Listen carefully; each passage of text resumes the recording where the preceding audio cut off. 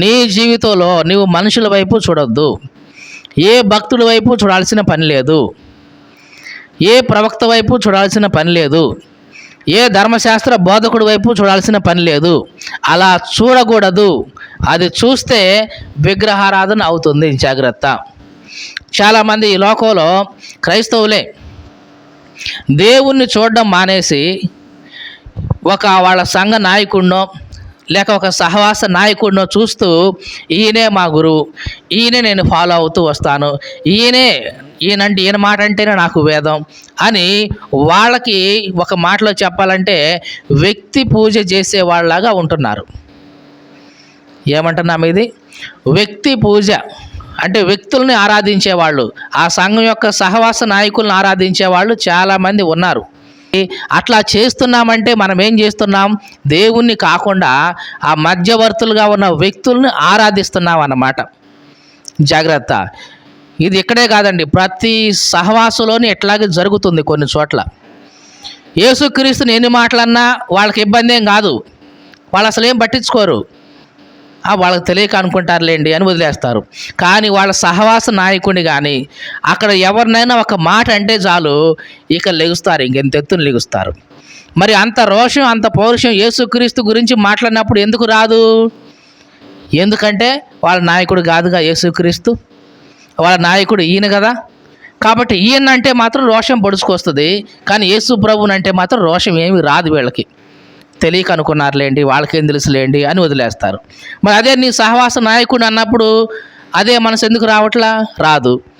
మా నాయకుడు అని అంతటోడివా నువ్వు అని వెంటనే పౌరుషం వచ్చింది, రోషం వచ్చింది. వాళ్ళ గురించి ఇంక ఎన్నో మాట్లాడేస్తూ ఉంటారు. నువ్వు చేస్తుండేంటిది? వ్యక్తి ఆరాధన. జాగ్రత్త. నువ్వు దేవుణ్ణి కాదు సేవిస్తా ఉంది, మనుషుల్ని సేవిస్తున్నావు. అందుకనే దేవుడు ఏమంటున్నాడు? ఇదిగో ఈయనే నా ప్రియకుమారుడు, ఈయన మాట వినండి, ఈయన్నే చూడండి, ఈయన్నే అనుసరించండి అని యేసుక్రీస్తును చూపిస్తున్నాడు. ఈ మాటలు వింటున్న ప్రియ సహోదరి సహోదరుడా, నిజంగా నువ్వు ఎవరిని చూస్తున్నావు? దేవుణ్ణే చూస్తున్నావా, యేసుక్రీస్తుని? లేదా నీ సహవాస నాయకుడినో లేకపోతే ఇంకెవరినో చూస్తూ దేవునికి ఆరాధన కాకుండా నాయకునికి ఆరాధికుడిగా ఉంటున్నావేమో. ఒకవేళ మనలను మనం పరీక్షించుకోవాలి. మన జీవితంలో కూడా, మన వ్యక్తిగత జీవితంలో కూడా ఎవరి వైపు చూస్తూ ఉండాలి? యేసు వైపు మాత్రమే చూడాలి. ఒక మాట చదువుకొని మనం ముగించుదాం. హెబ్రీ పత్రిక 12వ అధ్యాయం 1వ వచనం. ఇంత గొప్ప సాక్షి సమూహం మేఘంలాగా మనలను ఆవరించింది. జాగ్రత్తగా చూడండి. ఇంత గొప్ప సాక్షి సమూహం. మనం క్రైస్తవులుగా ఈ లోకంలో ప్రయాణం చేస్తున్నాం, పరిగెత్తున్నాం యుద్ధ రంగంలో. మన చుట్టూ ఏముందంట? ఒక సాక్షి సమూహం మేఘంలాగా ఆవరించి ఉంది. ఎక్కడి నుంచి ఎక్కడి వరకు ఈ సాక్షి సమూహం ఉంది అంటే, పాత నిబంధనలో ఆదాము మొదలుకొని హానోకు, మోషే, సొలొమోను, దావీదు, ఇట్లా దేవుని భక్తులైన వాళ్ళందరూ కూడా మన చుట్టూ ఎట్లా ఉన్నారంట? మేఘంలాగా ఆవరించి ఉన్నారు. సాక్షి సమూహం ఇది. మీకు అర్థమవుతుందండి? ఈ లోకంలో ఉన్న ప్రతి భక్తుడు కూడా మన చుట్టూ ఒక మేఘంలాగా ఆవరించి ఉంటాడు. సాక్షి సమూహం అన్నాం దీన్నే. ఇంత గొప్ప సాక్షి సమూహం నీ ముందు ఉంది, నీ చుట్టూ ఉంది, మేఘంలాగా ఆవరించి ఉంది.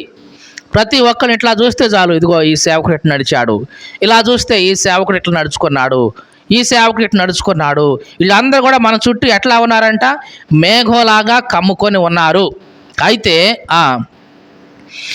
ఉండగా మనము కూడా ప్రతి భారాన్ని, సులువుగా చిక్కులో పెట్టే పాపాన్ని విడిచిపెట్టి విశ్వాసానికి కర్త, దాన్ని కొనసాగించే వాడైన యేసు వైపు చూస్తూ మన ఎదుట ఉంచబడిన ఈ పందెపు రంగంలో ఓపికతో పరిగెత్తుదాం. జాగ్రత్తగా చూడండి. మిగతా భక్తులు అందరూ ఎట్లా ఉన్నారు?